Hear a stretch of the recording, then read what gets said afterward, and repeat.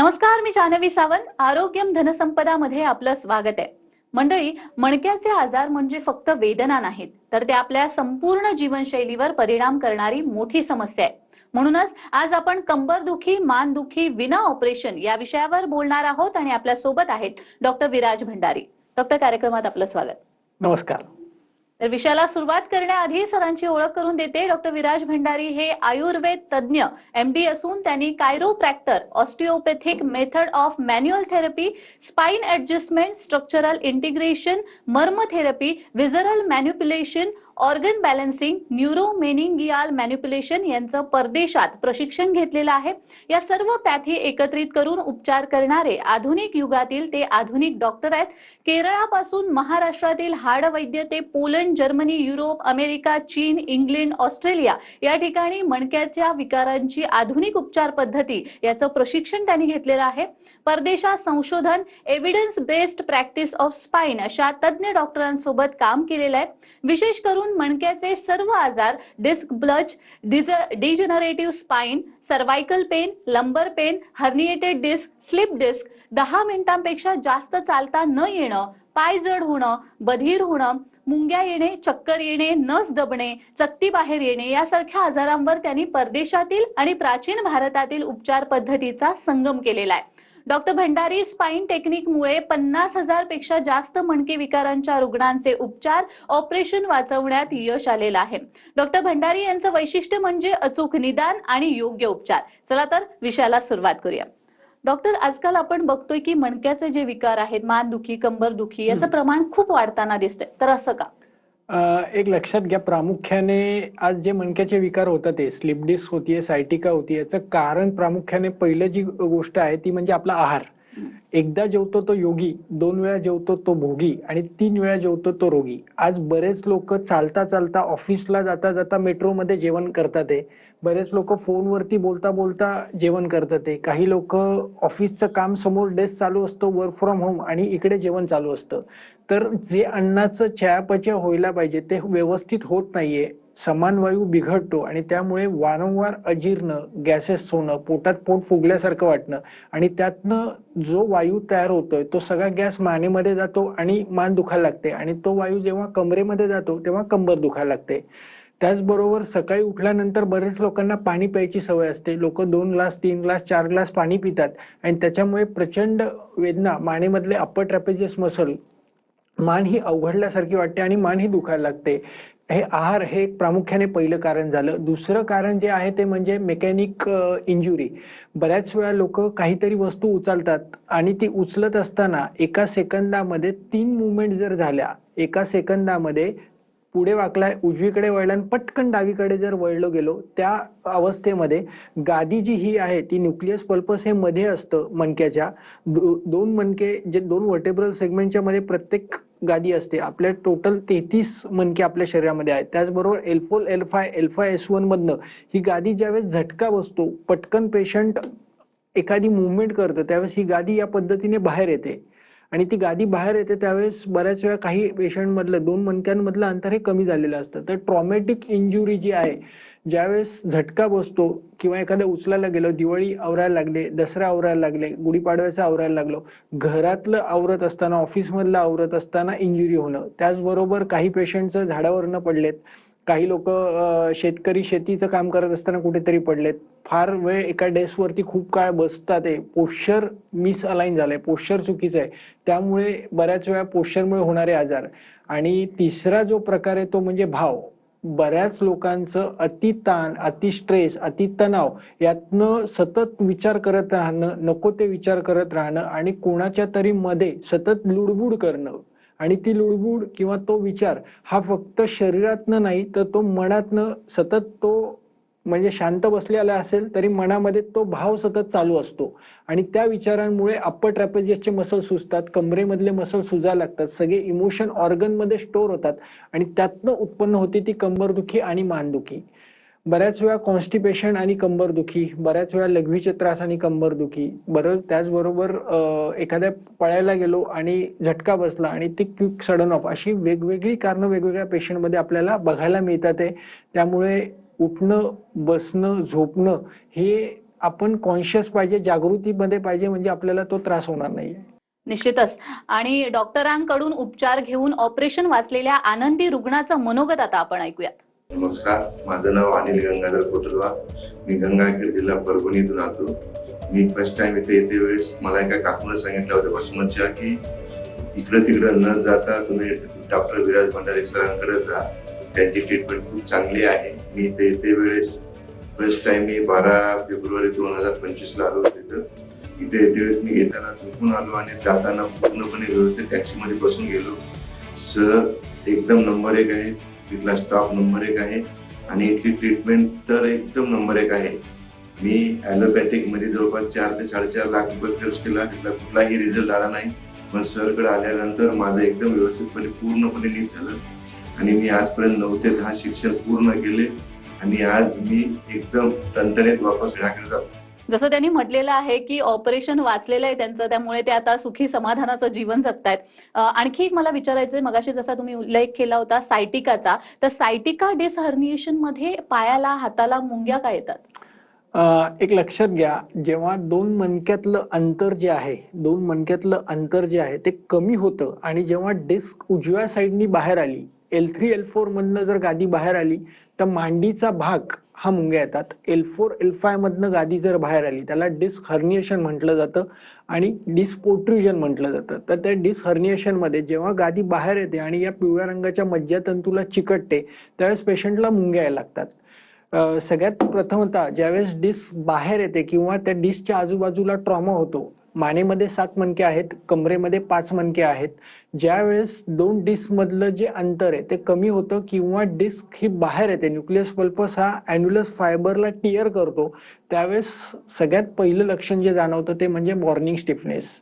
सकाळी उठल्यानंतर कंबर अवघडणं, त्याचबरोबर सकाळी उठल्या उठल्या मान अवघडणं हे प्राथमिक लक्षण आहे की ज्यावेळेस डिस्क ही बाहेर येते. त्याच्यात थोडंसं पुढे जर डिस्क बाहेर आली तर त्या कंडिशनमध्ये डिस्क हर्निएशन किंवा डिस्क पोट्रुजन म्हटलं जातं. MRI आपण काढतो त्या MRI मध्ये व्हाईट लिक्विड आपल्याला दिसतं, व्हाईट ड्युरा मॅटर, आणि व्हाईट ड्युरा मॅटरच्या पुढे ती डिस्क बबल शेप स्ट्रक्चर हे बाहेर आलेलं असतं. तिथे कुठेतरी ती गादी बाहेर येऊन मज्जातंतूला दाबली जाते आणि त्यामुळे मुंग्या चालू होतात. मग काही पेशंटच्या मुंग्या या बटक्समध्ये असतात, काही पेशंटच्या मुंग्या या कमरेपासून मांडीपर्यंत असतात, काही पेशंटच्या सायटिक नर्व पिंचिंग ज्याला म्हटलं जातं त्यामध्ये स्पेसिफिक कमरेपासून पायाच्या बोटांपर्यंत त्या मुंग्या येतात. पेशंटला 5 मिनिटंही चालता येत नाही. मग काही पेशंटला बधीरपणा असतो, काही पेशंटच्या तळपायांची आगाग होत असते. प्रत्येक वेळेस प्रत्येक गादी कुठनं बाहेर आली ते इंडिकेट करत असतं की नक्की पेशंटचा त्रास आता कोणत्या ग्रेडेशनला आहे. तर हे सायटिका आणि स्लिप डिस्क पोट्रुजन हा जो प्रकार आहे तो गादी बाहेर येणं, मणका स्लिप होणं, आणि हे होण्याचं प्रामुख्याने बऱ्याच वेळा मग पेशंट एक्सरे MRI काढतात आणि मग डॉक्टरकडे जातात. अगदीच. या प्रोट्रुजन बद्दल सुद्धा मला अजून विचारायचं आहे, मात्र तत्पूर्वी आणखी एका ऑपरेशन टळलेल्या आनंदी रुग्णाचं मनोगत ऐकूयात. नमस्कार, माझं नाव सुहासिनी शशिकांत कुलकर्णी. मी सरांकडे 9 महिन्यापूर्वी डायग्नोसिससाठी आले होते. मला मानेचा आणि पाठीचा त्रास होता. तर मला एका पॉडकास्टच्या थ्रू सरांची माहिती मिळाली. तर मी अपॉइंटमेंट घेतली, इथे आले आणि सरांनी एक्सरेज वगैरे केले. तर त्यांनी डायग्नोसिस एकदम प्रॉपर केलं. त्या पॉडकास्टमध्ये एक वाक्य बोलले होते की डायग्नोसिस व्हेरी इम्पॉर्टंट. सो ते मला ते खूप पटलं मनाला आणि म्हणून मी इथे आले. आणि नंतर 9 सेशन माझे कंप्लीट झाले. ओव्हरऑल मला खूप फायदा झाला. सरांचा स्टाफही खूप चांगला आहे, खूप अंडरस्टँडिंग आहेत. सर स्वतः खूप अंडरस्टँडिंग आहेत आणि मी त्यांचे खूप आभारी आहे. जसं त्यांनी म्हटलेलं आहे की विना ऑपरेशन आता ते आनंदी जीवन जगत आहेत.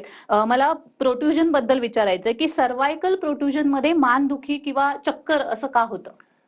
सर्वायकल पोट्रुजन म्हणजे मानेचा मणका. मानेच्या मणक्यामध्ये बऱ्याच वेळा C2, C5, C6, C6, C7 मधनं गादी ज्यावेळेस बाहेर येते तेव्हा मणका हा मागच्या साईडला उजव्या दिशेने किंवा डाव्या साईडनी मागे येतो आणि पेशंट स्पेसिफिक सांगतात की सकाळी उठताना मला मान वळवली रे वळवली की चक्कर येते. आणि हा जो चक्करेचा प्रकार आहे त्यामध्ये 2 प्रकार बघायला मिळतात, की एक स्वतः फिरल्यासारखं स्पिनिंग वाटणं आणि एक दुसरी चक्कर जी आहे की ज्यातलं घरातले दरवाजे फिरतात, ते फॅन फिरतोय, पलंग फिरतोय असं वाटणं. ही चक्कर येते कारण जी मानेतनं कॅरोटिड आर्टरी जी गेली आहे ती पिंच होते आणि ती गादीला चिकटते, व्हर्टेब्रल सेगमेंटला चिकटते आणि तिथे इन्फ्लामेशन होतं. त्यामुळे बऱ्याच पेशंटमध्ये ही चक्कर येते. तर ही चक्कर जे येते ती गादी बाहेर आल्यामुळे आणि कॅरोटिड आर्टरी पिंचिंगमुळे, त्यामुळे ही नक्कीच बरी होते. अगदीच. आणि असे बरेच रुग्ण डॉक्टरांनी बरे केलेले आहेत. अशाच आणखी एका रुग्णाचं मनोगत ऐकूयात. नमस्ते, माझं नाव किरण साबळे. माझं वय 41 आहे. मी रेग्युलर योगा वर्कआउट वगैरे करणारी आहे. पण 2-3 वेळेला मी गाडीवरून पडले आणि पाठीला जोरात जर्क बसल्यामुळं माझा उजवा पाय हळूहळू दुखायला सुरू झाला. एक स्टेज अशी आली की मला ना नीट उभं राहता यायचं ना बसता येत होतं. माझ्या लक्षात आलं की हा स्पाइन रिलेटेड काहीतरी इश्यू आहे. तर मला इंस्टाग्रामला भंडारी सरांचे व्हिडिओज मिळाले आणि आयुर्वेदिक वेनी आपल्याला ट्रीट करता येईल हे लक्षात आलं. म्हणून मी ऑनलाईन अपॉइंटमेंट घेतली आणि सरांकडे ट्रीटमेंटसाठी आले. जानेवारी महिन्यापासून माझी ट्रीटमेंट सुरू झाली आणि आज माझं 8वं सेशन पूर्ण झालेलं आहे. पहिल्या 2-3 सेशन मध्येच माझा उजवा पाय दुखायचा 70% कमी आला होता. 5व्या सेशन नंतर तर मी आपला उजवा पाय खूप दुखतोय आणि आपल्याला उठबस करता येत नाही हे विसरूनही गेले होते. मागच्या महिन्यामध्ये माझी मॅरेथॉन होती, सातारा हिल मॅरेथॉन. ती 21 किलोमीटरची आहे आणि मी सरांना विचारलं की मी पार्टिसिपेट करू का. सर म्हणाले नक्कीच करा आणि मी ती 21 किलोमीटरची मॅरेथॉन पूर्णही केली. सो असा माझा छान मला फरक पडला. Thank you so much doctor Bhandari sir. Doctor, वाकडा तिकडा झालेला जो मणका आहे तो खरंच विना ऑपरेशन बरा होऊ शकतो का? नक्कीच होतं. हे वाकडा होणं म्हणजे लॅटरल शिफ्ट. पेल्विस जो आहे, पेल्विसचे जे बोन आहेत 2 इलियम, ते बऱ्याच वेळा काही पेशंटमध्ये पोस्टेरियरली मागे जातात, काही वेळेला पुढे जातात. अँटेरियर टिल्ट म्हणतो आम्ही आमच्या भाषेमध्ये. काही पेशंटचे मणके हे तिरके दिसतात, म्हणजे पेशंट आरशात उभं राहिलं की ते पेशंट आपल्याला कंबर एका साईडला गेली आहे, छातीचा भाग एका साईडला गेला हे दिसतं. तर हे लॅटरल शिफ्ट होणं, ज्यावेळेस गादी बाहेर येते, नसा दबल्या जातात, त्यावेळेस पेशंट ॲक्यूट कंडिशनमध्ये असेल तर शिफ्टिंग हे दिसतं. आणि हे नक्कीच तिरका झालेला मणका हा पूर्णपणे बरा होतो आणि त्या गाद्या पण ज्या बाहेर आल्यात त्या पूर्णपणे आत जातात. अगदीच. आणि हे सगळं कळण्यासाठी सुरुवातीला आपल्याला काही टेस्ट करावे लागतात, जसं की एक्सरे, MRI. एक्सरे आणि MRI मध्ये काय फरक आहे? एक लक्षात घ्या, एक्सरे जो काढला जातो तो 2 पद्धतीने काढला जातो. अँटेरो पोस्टेरियर म्हणजे पूर्ण आणि मागची बाजू, आणि लॅटरल व्ह्यू मध्ये एक्सरे काढला जातो. आणि एक्सरे मध्ये तुमचे दोन्ही इलियम, दोन्ही ऑब्च्युरेटर फोरामेन, खुबे कसे आहेत, खुब्यांमधलं आणि मणक्यामधलं अंतर किती आहे, 2 व्हर्टेब्रल सेगमेंटमध्ये अंतर किती आहेत, स्पायनस प्रोसेसेस ज्या आहेत या स्पायनस प्रोसेसेस एका लाईनमध्ये आहेत का तिरक्या झाल्यात का मणक्याला कॉन्केव्ह कर्व आलाय, हे स्पेसिफिक आपल्याला एक्सरेमध्ये दिसतं. त्याचबरोबर फ्रॅक्चर्स आहेत का हे एक्सरेमध्ये दिसतं. MRI मध्ये स्पेसिफिक गादी किती बाहेर आली आहे, 2 mm बाहेर आहे. एपिकॅनोल डायमीटर जो आहे तो साधारण नॉर्मल 14 ते 17 पाहिजे. तोच एपिकॅनोल बऱ्याच पेशंटमध्ये 2 mm, 2.5 mm, 6 mm, 7 mm असतो आणि त्यावेळेस प्रचंड वेदना होत असतात, पायाला मुंग्या येत असतात. थोडंसं 1-2 मिनिटं उभं राहिलं की बसावंसं लागतं. काही पेशंटमध्ये मानेतनं ज्यांची डिस्क बाहेर आली त्यांच्या हाताला मुंग्या येतात, हात जड होतो, बधीर होतो, हातातली एखादी वस्तू निसटून खाली पडते.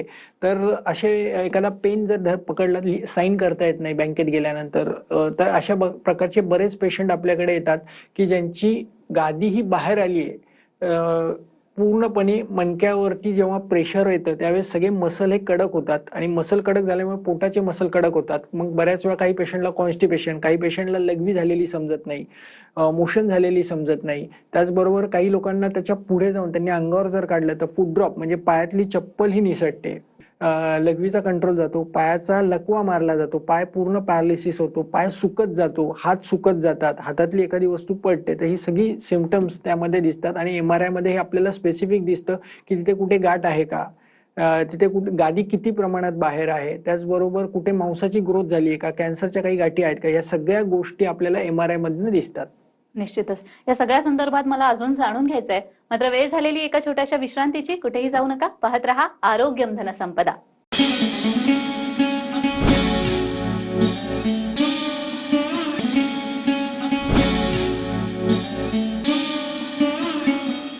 विश्रांतीनंतर सर्वांचं पुन्हा एकदा स्वागत आहे. आज आपण मानदुखी, कंबरदुखी विना ऑपरेशन उपचार या विषयासंदर्भात बोलतो आहोत आणि आपल्याला मार्गदर्शन करतायत doctor Viraj Bhandari. Doctor, epidural injection मणक्यामध्ये दिल्यानंतर सुद्धा काही पेशंट तुमच्याकडे येतात असं मी युट्यूबवर ऐकलं होतं बरोबर, खरं बरोबर. तर त्याविषयी काय सांगा? एक लक्षात घ्या, ज्यावेळेस पेशंटची गादी बाहेर येते त्यावेळेस शोधाशोध होते की आता कुठल्या डॉक्टरकडे जायचं आहे. तर बरेच लोक ॲलोपॅथी ऑर्थोपेडिक स्पाईन सर्जनकडे जातात. तिथे मणक्यांच्या भोवताली जी गादी बाहेर आली आहे तिला इंजेक्शन दिलं जातं, बुटॉक्स किंवा स्टेरॉइड ड्रग कुठले कुठले दिले जातात. त्याच्यामुळे ही गादी जी आहे ती सुकते, परंतु ती गादी सुकल्यानंतरही ती गादी परत बाहेर येते. रिओकरन्स खूप असतो, कारण त्याची दोन कारण आहेत. दोन मणक्यामधलं जे अंतर आहे तिथे ते काही वाढवलं जात नाही. आज आम्ही जी ट्रीटमेंट डेव्हलप केली त्यामध्ये स्पेसिफिक दोन मणक्यातलं अंतर वाढवतोय. रोबोटिक डिकॉम्प्रेशन नावाचं जे मशीन आहे त्यामध्ये दोन मणक्यातलं अंतर वाढवलं जातं. इथे जे लिगामेंट्स टाईट झाले त्या लिगामेंट्सला आम्ही इन्क्रीज करतो. जिथे जिथे नोड झालेत त्या नोड सोडवल्या जातात. त्याच्यामुळे दोन मणक्यातलं हे अंतर वाढलं जातं आणि जो रिऑकरन्स आहे तो प्रकार होत नाही. कारण इपिड्युरल इंजेक्शन नंतर बऱ्याच वेळा असं बघण्यात आलंय की पेशंट 2-2, 3-3, 4-4 एपिसोड इपिड्युरल इंजेक्शनचे घेतात आणि दवाखान्यात येतात. तर हे नक्कीच रिऑकरन्स ह्याचा येत नाही आणि हे नक्कीच बरं होऊ शकतं. तुम्ही तुमच्या टेक्निकचा उल्लेख केला म्हणून डॉक्टर भंडारी स्पाईन टेक्निक आणि लॅमिनोक्टॉमी याच्यामध्ये काय फरक आहे नेमका? लॅमिनेक्टॉमी म्हणजे जो लॅमिना बाहेर आलेला आहे, डिस्क जी बाहेर आली तिला डॉक्टर लोक इंजेक्शनद्वारे जसं बारीक करतात तसं इंजेक्शनने बारीक न झाली नाही, ती डिस्क बारीक नाही झाली, सुकली नाही, तर तिथे डॉक्टर लोक ती डिस्क कट करतात. लॅमिनेक्टॉमी, टॉमी म्हणजे कट करणे, तर तो लॅमिना कट केला जातो. परंतु बऱ्याच वेळा डिस्क कट केली तरी पेशंटला रिऑकरन्स येतात, कारण दोन मणक्यातलं अंतर तिथं कमी असतं. डॉक्टर भंडारी स्पाईन टेक्निकमध्ये आम्ही अशी एक पद्धती डेव्हलप केली आहे की जी सायंटिफिक एव्हिडन्स बेस आहे, ज्याच्यामध्ये गेली 21 वर्ष आम्ही काम करत आहोत. दोन मणक्यांमधलं अंतर वाढवणं, जिथे जिथे गादी बाहेर आली तिला गादीला परत आतमध्ये जाण्यासाठी मार्ग तयार करून देणं, त्याचबरोबर पोश्चर रिकन्स्ट्रक्ट करणं. जे काही लॅटरल शिफ्ट म्हणजे कंबर तिरकी झाली आहे, मागे आली आहे, तिला परत रिअलाइन करून जागेवरती बसवणं. त्याचबरोबर मणके जे सरकले गेलेत, मणका पुढे गेलाय, मागे गेलाय, वर गेलाय, खाली गेलाय, त्याला रिअलाइन करून परत जागेवरती बसवणं. जिथे जिथे मसल्सचे नोड बनलेले आहेत त्या मसलला रिअलाइन करणं. जिथे जिथे फेशिया मिसअलाइन झालेला आहे त्या फेशियाला रिअलाइन करून पेशंटच्या डोक्यापासून ते पायाच्या बोटांवरती काम केलं जातं. महिन्यातनं 1 दिवस पेशंटला दवाखान्यात बोलवलं जातं. 3-3.25 तासाची थेरपी दिली जाते. त्याच्यामध्ये 12 ते 17 प्रकारचे उपचार दिले जातात. जो काही ही या पद्धतीमध्ये वेगवेगळ्या 15 ते 17 प्रकारच्या मॅन्युअल थेरपीचा वापर करून जी डिस्क बाहेर आली आहे तिला रिअलाइन केलं जातं. त्यातनं मिळणारा जो आउटकम आहे, पहिल्या दिवसापासून पेशंटचं पेन हे 70 to 80% हे कमी होतं. पेशंटच्या बधीरपणा असेल तर पेशंटचा बधीरपणा जाऊन मुंग्या चालू होतात. एक 3ऱ्या-4थ्या सेशन नंतर मुंग्या 3ऱ्या-4थ्या सेशन नंतर बंद होतात. मॉर्निंग स्टिफनेस चालू होतो. त्यानंतर 3ऱ्या-4थ्या सेशन नंतर पेशंटचं दुखणं साधारण 9 ते 12 महिन्यामध्ये ज्या पेशंटची गादी बाहेर आली आहे ती पूर्णपणे बरी होते आणि यामध्ये रिऑकरन्स हा कमी आहे. लॅमिनेक्टॉमीमध्ये बघायला गेलं तर पेशंट 2-2, 3-3 वेळा लॅमिनेक्टॉमी करून दवाखान्यात येतात. जर पेशंटनी ही जी मॅन्युअल थेरपी आहे ती जर व्यवस्थित रेग्युलर 9 ते 12 महिने घेतली, त्याचबरोबर योगा त्याच्यामध्ये आम्ही ॲड केलेला आहे. त्यामध्ये योगा जर पेशंटनी व्यवस्थित ऑनलाईन झूमवरती सोमवार, बुधवार, शुक्रवार सकाळी 6:30 ते 7:30 माझ्यासोबत ऑनलाईन सेशन चालतात, ते जर प्रामाणिकपणे केले तर नक्कीच गादी ही वाचू शकते आणि रिऑकरन्स येत नाही. क्वालिटी ऑफ लाईफ सुधारतं, पेशंटचं चालणं सुधारतं, पेशंटचं खाली वाकणं सुधारतं, पेशंट जमिनीवरती पहिल्यासारखा बसू शकतो, इंडियन टॉयलेट वापरू शकतो. म्हणजे ह्या सगळ्या गोष्टी जर ऑपरेशन केल्यानंतर बऱ्याच वेळा बऱ्याच अडचणी येतात. स्क्रू टाकलेला असतो, मग पेशंटचं एक कधी कधी स्क्रू हलतात, कधी कधी खाली बसता येत नाही, गाडीवरती बसता येत नाही, दीर्घ प्रवास करता येत नाही, मग पेशंट डिप्रेशनमध्ये जातात. आणि बऱ्याच वेळा मी बघितलं की आफ्टर ऑपरेशन बरेच पेशंट हे डिप्रेशनमध्ये जातात, कारण त्यांना आवडणाऱ्या गोष्टी त्यांना करता येत नाही. त्यांचं बाहेर फिरणं थांबतं, घरातच बसावं लागतं, बऱ्याच वेळा व्यायाम करता येत नाही, सगळ्या हालचालींना रिस्ट्रिक्शन येतं. तर हा एक सगळ्यात मोठा ॲडव्हान्टेज आहे की विदाऊट ऑपरेशन हे बरं होत आहे.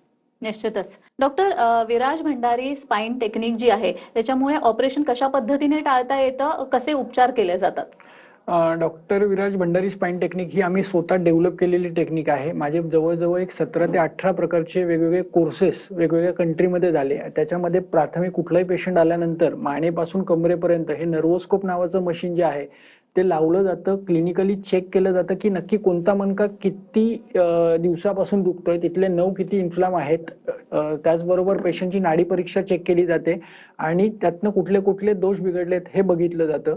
त्याचबरोबर पेशंटच्या डोक्यावरती हात ठेवून चेक केलं जातं की आत्ता कोणते ऑर्गन इम्बॅलन्स आहेत. त्यानंतर पेशंटचा एक्सरे MRI चेक केला जातो. गादी किती प्रमाणात बाहेर आहे हे बघितलं जातं. पेशंटच्या पोटावरती हात ठेवून कोणते कोणते ऑर्गन इम्बॅलन्स आहेत हे सगळं चेक केलं जातं. पेशंटची आत्ताची लाईफस्टाईल कशी आहे, पेशंटची हिस्ट्री घेतली जाते. त्याचबरोबर पुढे पेशंटचा दिवसभरात डोक्यात काय विचार आहे, स्ट्रेस टेन्शन काय आहे, चिंता किती आहेत, या सगळं समजून घेऊन एक निदान केलं जातं आणि त्यानंतर ट्रीटमेंट ही चालू केली जाते की जर मसल इम्बॅलन्स आहेत तर मसल बॅलन्सिंगच्या ट्रीटमेंट दिल्या जातात. बोन इम्बॅलन्स झाले तर क्रायोप्रॅक्टर ट्रीटमेंट दिली जाते जिथे बोन रिअलाइन केले जातात. त्याचबरोबर जिथे जिथे ऑर्गन मिसअलाइन झाले त्या ऑर्गनला बॅलन्स केलं जातं. जिथे जिथे फेशिया मिसअलाइन झालाय, पोश्चर करेक्शन ट्रीटमेंट, ज्यामध्ये पेशंटचा मणका जर तिरका झालाय तर हे सगळ्या ट्रीटमेंट महिन्यातनं एक दिवस पेशंटला दिल्या जातात. साधारण 9 ते 12 सेशन्स पेशंटला दिले जातात, 1 किंवा 2 गादी बाहेर असेल तर. आणि प्रत्येक सेशनमध्ये पेशंटला खूप चांगल्या प्रकारे फरक पडतो. त्याचबरोबर झूमला ऑनलाईन सेशन घेतले जातात. त्या ऑनलाईन सेशनमध्ये पेशंटचं पोश्चर करेक्शन, अयंगार योगा, त्याचबरोबर योगा थेरपी, ANSचं सेशन, त्याचबरोबर पेशंटची इमोशनल रिलीज ट्रीटमेंट ही दिली जाते. आणि ह्या सगळ्या गोष्टी ज्या आहेत या ऑनलाईन 12 सेशन, ऑफलाईन 9 ते 12 सेशन, महिन्यातनं एक दिवस, 12 महिने ही ट्रीटमेंट चालते. आणि प्रत्येक ट्रीटमेंट नंतर सकारात्मक बदल आपल्याला दिसतो. पेशंटचे पोश्चर सगळे चेंजेस होतात. तर या सगळ्या थेरपी ज्या आहेत त्यामध्ये 3-3.25 तास थेरपी एक दिवशी दिली जाते. आयुर्वेदिक औषधं पोटात दिली जातात. त्यातनं खूप चांगल्या प्रकारे म्हणजे प्रत्येक 4 महिन्यांनी आपण पेशंटचे एक्सरे काढतो आणि चेक करतो की पेशंटचा काय बदल पेशंटचा झालेला आहे. निश्चितच. डॉक्टर, कंबर दुखी किंवा मान दुखी ही विना ऑपरेशन टाळता येते हे समजलं. तुम्ही इथे आलात आणि खूप छान मार्गदर्शन केलं, त्यासाठी खूप खूप धन्यवाद. धन्यवाद. तर आरोग्यम धनसंपदामध्ये आज आपण इथेच थांबतोय. पुन्हा भेटूया एका नवीन विषयासह. तुम्ही कुठेही जाऊ नका, पाहत रहा TV9 मराठी.